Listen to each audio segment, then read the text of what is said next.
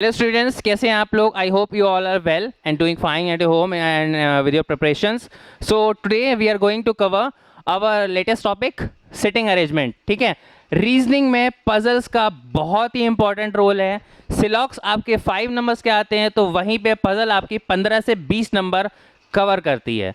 ध्यान रखिएगा, RRB PO का पेपर है 7 तारीख को, और शायद अभी भी है, इस रिसेंट सैटरडे को भी है. तो ध्यान रखिएगा, सबसे इंपॉर्टेंट रोल रहता है बेटा पजल का. क्या समझते हैं आप लोग पजल से? पजल का मतलब है किसी गुत्थी को सॉल्व करना, किसी प्रॉब्लम को सॉल्व करना, लेकिन वो आपको कैलकुलेशन नहीं करनी, सिर्फ दिमाग का इस्तेमाल करना है. ठीक है, ध्यान रखिएगा, बिना रीजन के रीजनिंग नहीं होती है. तो वही चीज़ हम इसमें बहुत ही डीपली लिखे गए हैं सारे के सारे पजल्स में. RRB PO, clerk, NABARD, SBI, RBI, जितने भी एग्जाम्स हैं आईबीपीएस के, सारे में पजल रीजनिंग में बहुत ही इंपॉर्टेंट रोल प्ले करती है.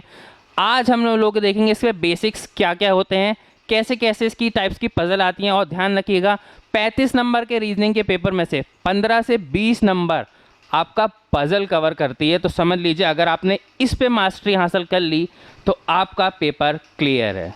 आइए देखते हैं क्या क्या है. सबसे पहली बात, इसको हमने 4 टाइप्स में डिवाइड करा गया है. ठीक है, पहला सर्कल, या फिर आप इसे कह सकते हैं सर्कुलर.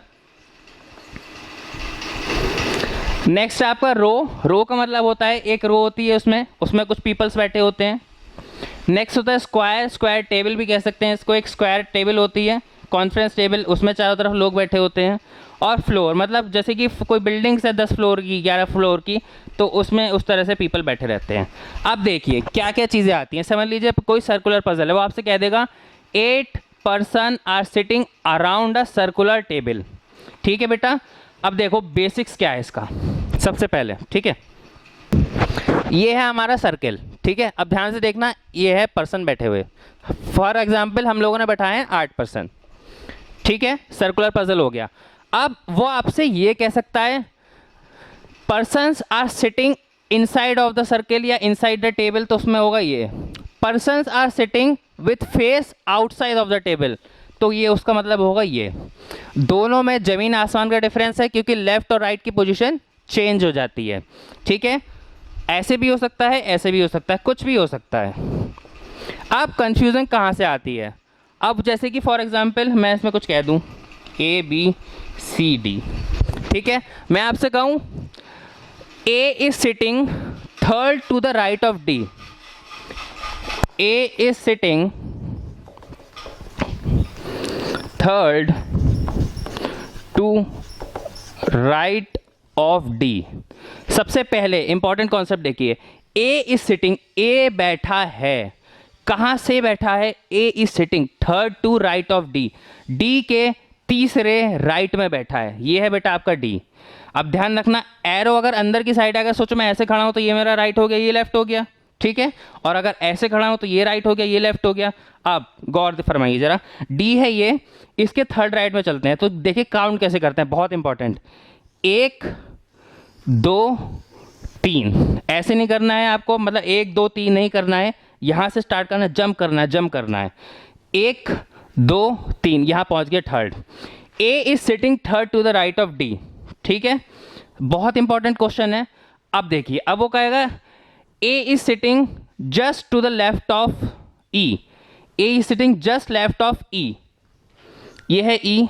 अब देखो अंदर की साइड है, अगर मैं इधर की साइड खड़ा हूं तो ये मेरा राइट होगा, ये मेरा लेफ्ट होगा, तो ये इसका लेफ्ट हो गया. अब इसके जस्ट लेफ्ट में, जस्ट लेफ्ट का मतलब होता है बिल्कुल बराबर में, तो ए बैठा है इसके जस्ट बराबर में. एक और चीज होती है बेटा एडजेसेंट. एडजेसेंट का मतलब होता है बराबर में. जैसे हम लोग स्कूल्स में बैठते थे ना, पड़ोसी आपस में बैठते थे, फ्रेंड की, हाँ मैं तेरे पास बैठूंगा, मैं तेरे पास बैठूंगा, तो सेम वैसे ही है. एडजेसेंट का मतलब होता है, अब देखो हम इसमें ये कह सकते हैं B is sitting adjacent to A, या B is sitting adjacent to C. ठीक है, ये हो गया एडजेसेंट. एडजेसेंट का मतलब होता है बिल्कुल बराबर बैठना है, बिल्कुल चिपक कर बैठना. लास्ट चीज है इसमें अपोजिट. अपोजिट का मतलब होता है, जैसे हम कहते हैं B is sitting opposite to G. तो ध्यान रखना, अगर B है तो B के अपोजिट, उसके उल्टी साइड में कौन बैठा होगा? G बैठा होगा. ध्यान रखना क्या क्या हो गया, A is sitting third to the right of D, तो D इससे चलना, इससे गिनना स्टार्ट करेंगे, ठीक है, इससे नहीं करेंगे, ध्यान रखिएगा, हमेशा लास्ट वाले से करेंगे। ए सिटिंग थर्ड टू राइट और डी, तो डी से चलना स्टार्ट करेंगे, 1 2 3 और जंप मारेंगे, रैंडमली कैलकुलेट नहीं करेंगे। 1 2 3 एडजेसेंट का मतलब होता है बिल्कुल बराबर, जैसे बी एडजेसेंट है सी के और बी एडजेसेंट है ए के। लास्ट अपोजिट, अपोजिट होता है बी अपोजिट है जी के।